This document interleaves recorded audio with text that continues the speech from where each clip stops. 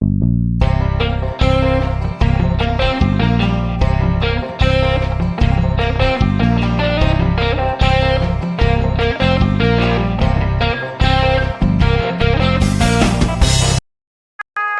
everybody and welcome back to the Pig Parlor. I am your guide, manbearpig_97, and today, as you can see, we are back with Day Our Survival. We are picking up where we left off in the previous video where we followed a group of survivors to a location that actually is a slaughterhouse to kill a she-wolf. Now, unfortunately, the selection we picked caused the investigator, Pavel Gavrilov, to meet his end. So let's pick up where we left off. Oh, let me turn this up, because, yeah. There we go. The former investigator raised his eyes to mine and tried to smile. The layer of grime and blood on his face made the smile look eerie. Sorry, pal, but you'll have to get Zetsib to tell you what you want to know. If you survive this hunt, of course. Keep going. Nikita walked up to us. Yuri was with him. One look at the injured man told him all he needed to know. There was no hope. Pavel, damn, was all he could get out. It's over for me, Yuri. Don't worry about the other ones who are injured. And don't waste time. You have to finish the mission. Finish the mission? Yuri paled. Who's going to finish it? We've lost too many already. We're bandaging up the wounds and going back to Gorenichi. Yuri, he's right. If we don't leave now, all these people will have died for nothing. While we take time to regroup, wolves will descend on this place from all over. We need to kill the she-wolf right now. You're right, the dying man whispered gratefully. Yuri, you can mourn later. Tell the boys to get ready. Redistribute the guns, gather up all the cartridges that are left. Pavel, but what if, in the slaughterhouse, the she-wolf isn't alone? Yuri interrupted him, his voice tinged with anger. What if there are more wolves? You'll manage. You'll have to. You need to put an end to this. If you let them breed freely, they'll massacre the whole village in revenge. Keep going. Pavel, no, you can't, Yuri replied. I can't. Enough, Gavrilov said. He closed his eyes, but then he looked at me. Now, you're in charge, in my place. Yuri, Nikita, do what he says. What? Yuri gasped. Pavel, are you serious? Gavrilov didn't respond. Yuri scowled at me, threw up his hands, and walked away. Keep going. Gavrilov strained himself to speak again, but the life was already leaving his body. Nikita, forgive me. Those were his last words.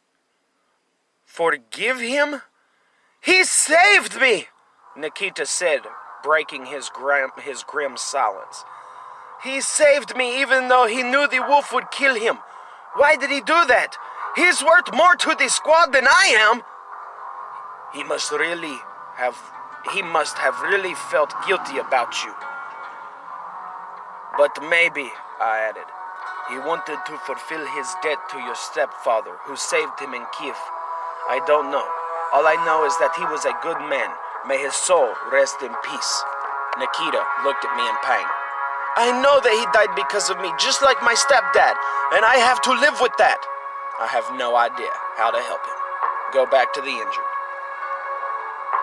Against all expectations, Yuri fulfilled every one of Gavrilov's orders. Luckily, no one was seriously injured among the survivors, but everybody was wounded in one way or another. The massively depleted squad was waiting for me and Nikita. Yuri was conversing in whispers with another hunter, Grigory. We await your command, he said coldly when he saw me. Just remember that you're responsible for all of us, for every one of us. And if anything goes wrong, it'll be on you. Yuri, shut it! Nikita snapped at him. We all looked at the kid in surprise. Keep going. An oppressive silence hung in the air. What's that?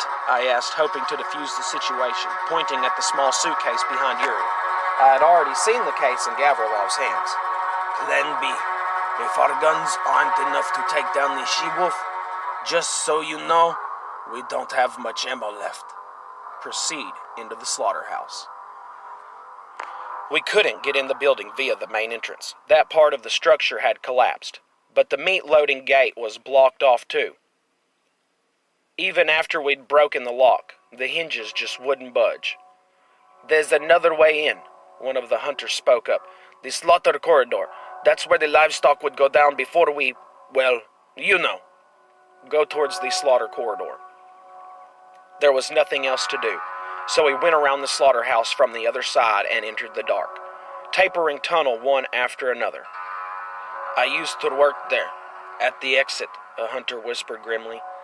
I never thought one day it would make me I never thought that one day it would be me walking towards the light. The hair on my arm stood up, and I don't think I was the only one. Move forward. It's a little bit. There we go. Despite the bad feeling in my gut, we made it through the slaughter corridor with no problems. We emerged into a spacious room with a sticky, soiled floor and dirty, reddish-brown walls. Metal grill structures gleamed along the walls, and terrifying hooks dangled above them.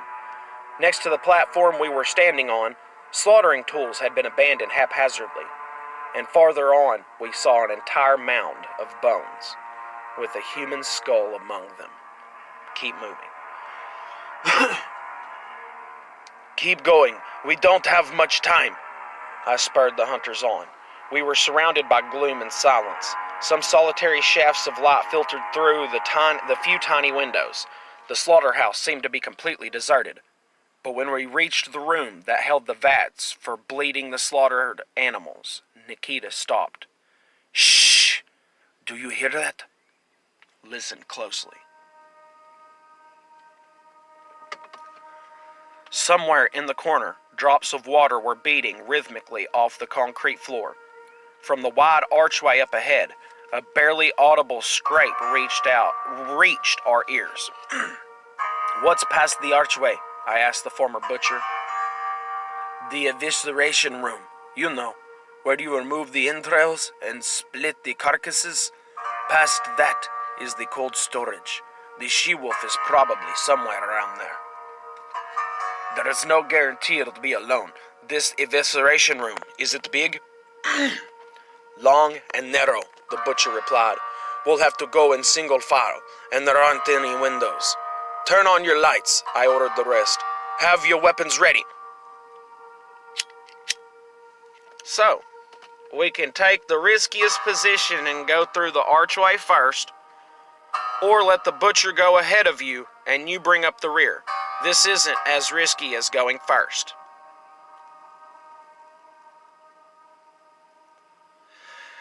I usually let the butcher go ahead first, and every time, he gets jumped and killed almost instantly. So I'm wondering what happens if we take that position. Let's find out. It truly was pitch black beyond the archway. Our flashlights revealed sharpened hooks below the ceiling. Huge steel cabinets, pipes snaking across the floor, platforms, vats, and strange, evil-looking machinery I didn't know the name of. The walls and floor were dark with dried bloodstains. "Oh, God," Gregory whispered. We stopped in our tracks. Keep going. The scene before us was the stuff of nightmares. Gnawed corpses laid along the wall. They were fresh. Rot hadn't even set in. Some only had the head intact, below the chin. The spinal column gleamed white in the gloom. That's Misha! Andre! Gregory's voice wavered traitorously. Sergei Chernyshov? Those are our guys. They were so close and... His words were drowned out by a terrible growl. Turn around. Uh-oh. I just had time to see the yellow, weeping blisters on a ragged muzzle, and then the wolf launched itself into the air. I jerked backwards. The behemoth snapped its teeth, and the heavy body hit my chest with such force that I was slammed into the wall. I slid down the wall to the ground. Past the ringing in my ears, I could hear somebody's blood-curdling scream, almost immediately cut off. The rat-a-tat-tat of gunfire. A terrifying muzzle, the color of resin, appeared in front of my face, and its hellish jaws began to open. Diseases and injuries. We got fractured ribs and lacerations to the body. Well, I guess that's better than losing an entire guy, so keep going. Close by, the butcher let out a furious roar, which was followed by a burst of gunfire. The wolf's head jerked to the side and disappeared. Get up and raise your weapon. There was a buzzing in my skull. The scene before my blurred and bled like a watercolor. That's a weird way to put it. But I forced myself to my feet. A gun lay within reach. I had almost reached it when I heard a repulsive sound. A few paces from me, the filthy beast was ravenously tearing strips of flesh from the butcher's headless body, just like back in the meadow. No, this time would be different. This time, I wouldn't run away. Kill that wolf. Sucking in air through my clenched teeth, I started moving forward and opened fire on the beast. The black wolf died right on top of its last victim. Nikita, Grigory, and I were the only survivors out of the whole squad. Sure, if I'd taken the coward's way out and not led the squad, our losses would have been even worse. But still. So we still lose a bunch of guys regardless. Is there any way to do this where we don't lose practically the entire squad? Protecting their mother, the wolves fought to the last drop of blood, but the she-wolf wasn't in the evisceration room at all, alive or dead. It got away! It got away! It was all for nothing! Nikita gripped his head in powerless rage. Wait! Look! I pointed at the archway leading to the cold storage. In the beam of my flashlight, we saw a small, black wolf cub that quickly darted back into the darkness. Keep going. It wouldn't leave the cubs, I said, trying to inject some confidence into my voice. That means it's in the cold storage. The back gate is blocked. It's trapped. As if to confirm my words, a piercing whine came from the archway. Let's go kill it! Now! Hang back, Yuri said, shaking his head. What are we going to kill it with? We're almost run out of ammo. Have you checked the guns on the casualties? Yeah, same. And we took every 39mm that was in Gornichi. Double-barreled shotguns? I doubt that'll help us much against the she-wolf. Plus, there are only 3 of us. Where's Gavrilov's suitcase? Nikita asked suddenly. Is that his plan B? The suitcase was lying near the former butcher's body. Bring the suitcase and open it. It's a bulletproof vest, Gregory said in surprise. How's that going to help us? No, it's not a bulletproof vest, Nikita said grimly. Gavrilov said it's packed with plastic explosives. You put it on, you go up to the she-wolf, and you pull the cord. What? That's not an option! Gregory blanched and his voice trembled. There's got to be another way! Like what? Going up against a mutant she-wolf with shotguns? She's protecting her young. She'll rip us apart in seconds! Keep going. Somebody is going to have to sacrifice themselves. Put on the vest, go into the cold storage, and when the she-wolf is nearby... When the she-wolf is nearby, pull the cord. Commander, Nikita turned to me, it's up to you to decide who goes. I didn't know what to say. Sure, before now, my decisions had life and death consequences for these men. But now, I had to knowingly send one to his death. Keep going. I thought of the decapitated hunter again. Back then, I didn't have a choice. Then I thought of Pavel Gavrilov, Yuri, the butcher, and the others who had died during the hunt. I had made a choice, but I could only guess at the consequences of it. But this was completely different. Grigory, Nikita, or me, one of us had to die.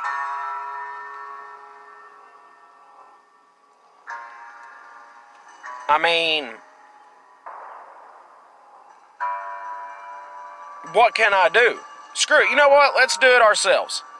No, I'm going, Nikita said suddenly, reaching for the vest. Nikita, listen. I thought you understood me, Nikita got in my face, breathing heavily. You told me all that stuff about the hunter that got his head bitten off. Now, I know that waits on you, but there was nothing you could have done.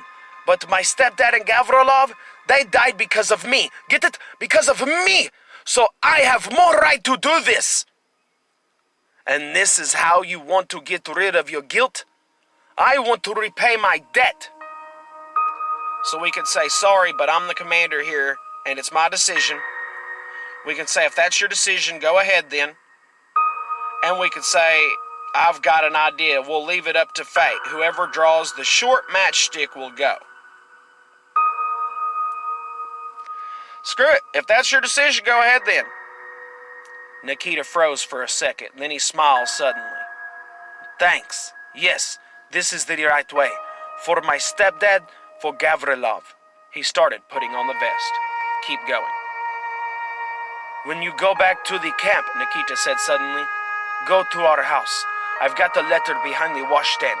It needs to be delivered to a girl. Tanya. Grigory, you know her. She lives with her sister. She's just... amazing.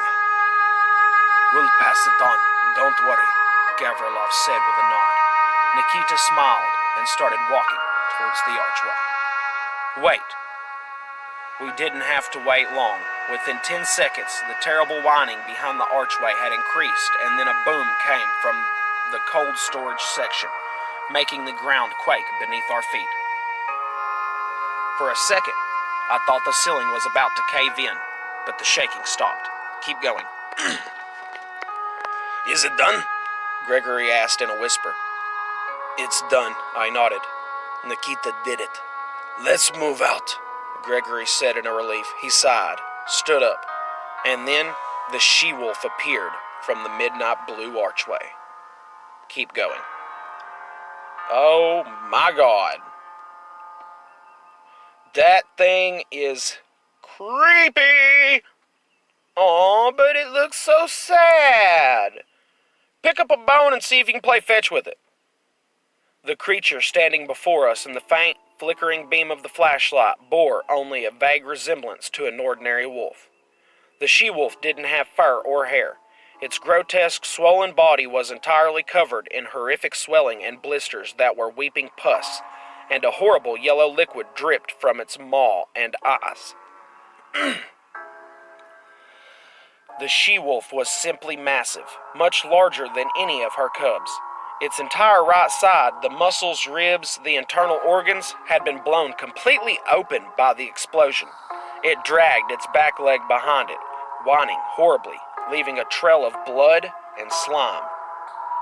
But despite all of its injuries, it still looked capable of defending itself. It's the devil himself, Gregory whispered. Fight.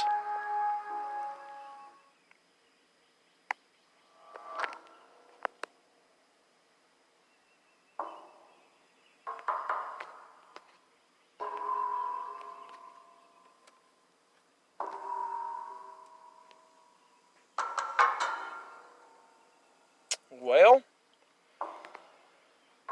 we'll roll with that.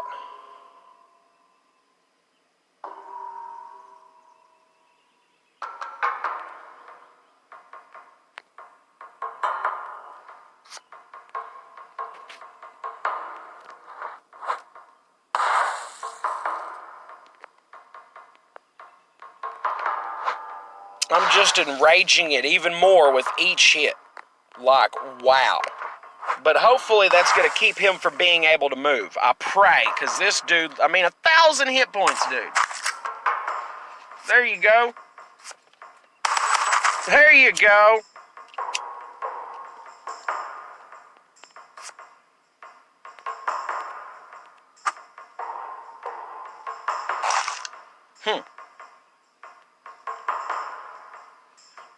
Okay. He's bleeding out and everything. That's why I say, take gunpowder grenades, take frag grenades, whatever you can with battles like this, if you will. Look, he's pretty much dead, and he ain't moved yet. And he's not gonna. Yeah, nice shot there. Wait a minute. How have we got 2 people helping us? It should just be me and Grigory. So how have I got 2?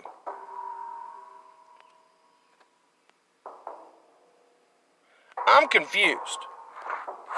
Because Nikita should be dead. So it should just be me and Grigory.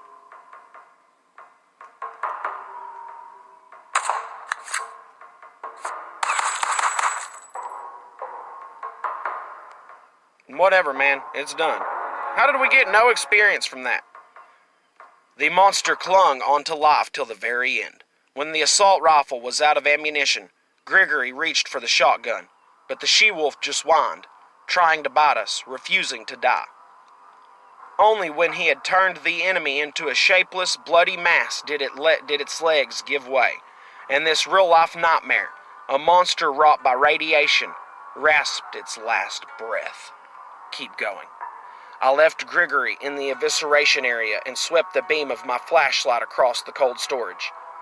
As I had hoped, the whole litter of wolf cubs, just short of a dozen, had perished in the explosion. Now we really could get out of here. I got 2 frag grenades back, that's what's up. Now, if I'm not mistaken, had we not have already gotten a wolf cub? No, I lied. Used to, you would be able to get a wolf cub from this quest. Now, if I'm not mistaken, they changed it to where you can either get one through a different quest or the way that we got it. I was thinking that you could get it in this one. Looky there, we just reached a new level and we just unlocked the car. That is awesome.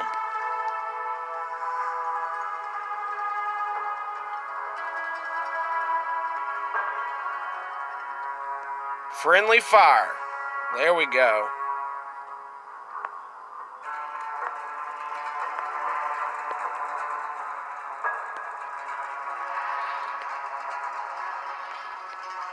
Give them some food.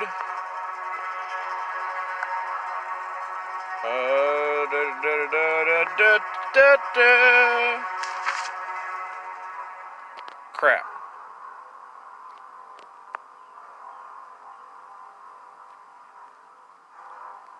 Well, I broke my knife, but now we're good. What is this? Oh, that's just, yeah. Okay, so, wait a minute. No destination. Okay. So we got to go back down there. What did that say?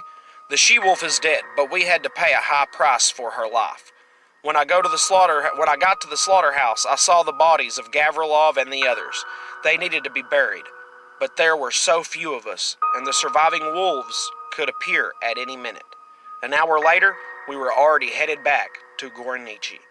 A giant pyre burned behind us, devouring the bodies of the brave warriors who had given their lives for their family and friends. We got 100 experience points. I'm overloaded and can't move. How are we so overloaded? What did I get from this quest?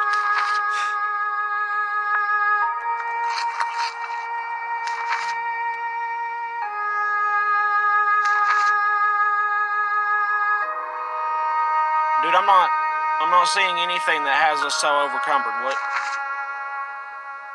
What is it?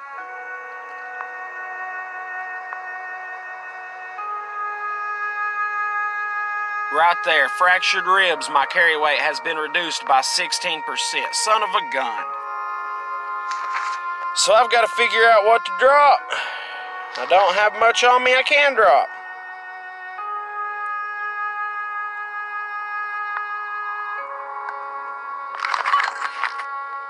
I'll have to come back for this stuff.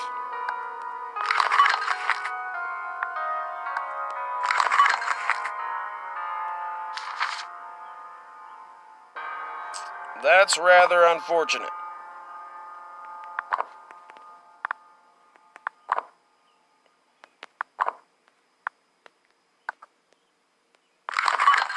There we go.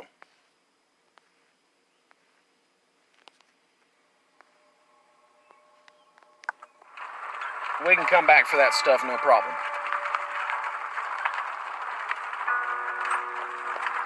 But this way, at least, we can get back to where we need to get back to.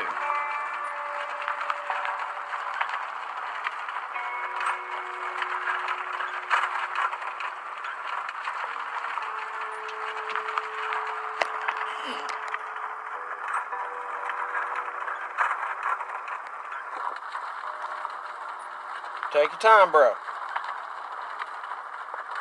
Why isn't my health going up?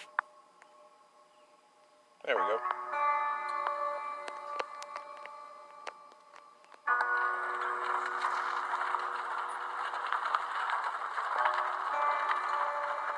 You know, if I'd have thought about it, I could have just taken a freaking painkiller to get all that stuff.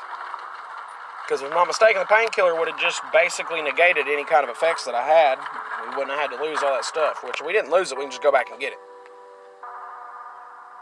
But with that, everybody, that is all the time we have for this episode today, so we will pick up on the next episode right here, returning back to Gornichi. So if you like what we're doing, please punch that like button, subscribe to the channel if you haven't already, and turn on that notification bell so you never miss any content when it's uploaded. Consider leaving a comment down in that comment section to let me know what you think of these videos and what you'd like to see in future episodes. And as always, I hope that y'all have a wonderful rest of your week, and I will see you in the next episode.